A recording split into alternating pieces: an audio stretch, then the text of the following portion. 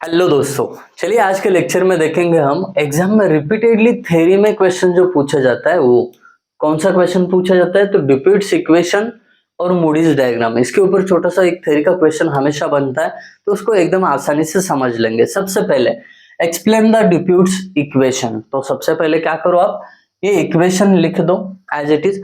अब ये ड्यूपिट्स इक्वेशन का यूज क्या है ये मैं आपको बता देता हूँ, बहुत ईजी और सिंपल है। यहाँ पे आपके पास एक पाइपलाइन है जो आपने सीरीज में कुछ इस तरह से कनेक्ट की हुई है। अलग अलग डायमीटर के कुछ अलग पाइप आपने कनेक्ट किए हैं। चलिए मान लेते हैं इसका डायमीटर D1, लेंथ L1, इसका डायमीटर D2, लेंथ L2, इसका डायमीटर D3 और लेंथ L3। ऐसा पाइपलाइन है। Now you want to replace this pipe.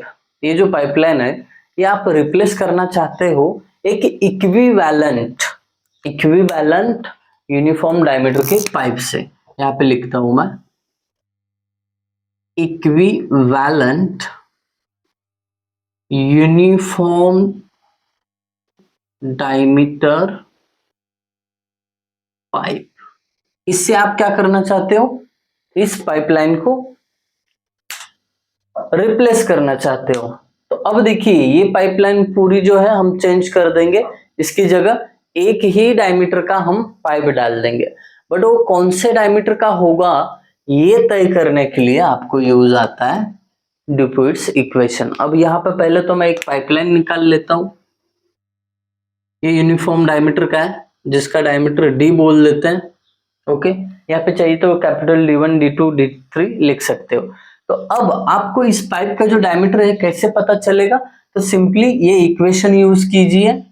अब हर जगह पे ये लेंथ 1, डायमीटर 1 सब पता होगा क्योंकि एग्जिस्टिंग पाइपलाइन है ना। ये आपको पता रहेगा कि ये डायमीटर कितना है पहले पाइप का, उसका लेंथ कितना है, फिर डायमीटर 2 कितना है, लेंथ 2 कितना है, ये सब आपको पता रहेगा।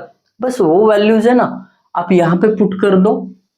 ठीक है, तो आपको ये जो नया डायमीटर चाहिए पाइपलाइन का वो कैसे निकलेगा, आप यहाँ पे लेंस पुट कर दोगे। उसके बाद ये L मतलब क्या, तो वो जो पाइप का टोटल लेंथ, पाइपलाइन आपका कितनी लेंथ तक जा रहा है वो लेंथ आप यहाँ पे पुट करोगे। तो बचा अननोन बस D5, यानी ये डायमीटर। तो ये डायमीटर आप बाकी वैल्यूज पुट करके आराम से निकाल सकते हो। और यही यूज है ड्यूपिट्स इक्वेशन का कि आप इक्विवेलेंट एंड यूनिफॉर्म डायमीटर का पाइप सजेस्ट कर सको। अब आप सोचोगे कि सर इक्विवेलेंट पाइप कब बोलते हैं, तो इक्विवेलेंट मतलब ये होता है कि इस पाइपलाइन के थ्रू जाने वाला डिस्चार्ज और इस पाइपलाइन के थ्रू जाने वाला डिस्चार्ज दोनों सेम होने चाहिए। बस यही नहीं, इसमें होने वाला फ्रिक्शनल लॉस और इसमें होने वाला फ्रिक्शन लॉस सेम होना चाहिए, और तभी हम ये दोनों पाइप को इक्विवेलेंट बोल सकते हैं। So that's it about Dupuit's equation. अब बात करते हैं हम मूडीज डायग्राम की। अब यहाँ पे मूडीज डायग्राम जो है ये किस काम आती है बता देंगे, बट उससे पहले उसका डेफिनेशन लिख देते हैं।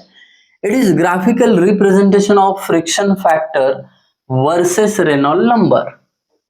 ये क्या है, एक ग्राफिकल रिप्रेजेंटेशन है। मैं यहाँ पे दिखाता हूँ। देखिए ये जो एक्स एक्सिस है इस पे होता है रेनॉल्ड नंबर और वाई एक्सिस पे फ्रिक्शन फैक्टर।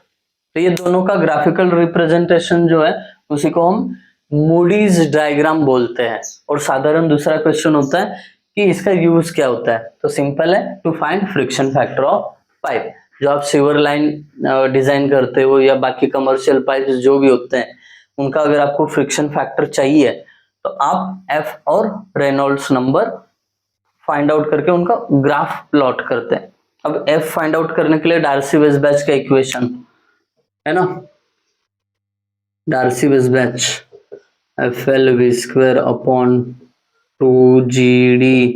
ये एफ एक साइड लेते हैं, बाकी दूसरी चीजें दूसरी साइड भेज के ऐसा एफ निकाला जाता है। सेम रेनॉल्ड नंबर का भी एक फॉर्मूला है, उसका भी यूज करके जो हम थर्ड चैप्टर में पढ़े हैं रेनॉल्ड नंबर का फॉर्मूला, तो उनका वैल्यू निकाल के यहाँ पे वैल्यूज प्लॉट कर देते हैं और फिर आप रेनॉल्ड रिस्पेक्टिव रेनॉल्ड नंबर के लिए फ्रिक्शन फैक्टर पा सकते हो। सो that's it about today's theoretical part. एकदम इजी था, एकदम अच्छे वैसे हम पढ़ चुके हैं। आई होप सभी को समझ में आया होगा।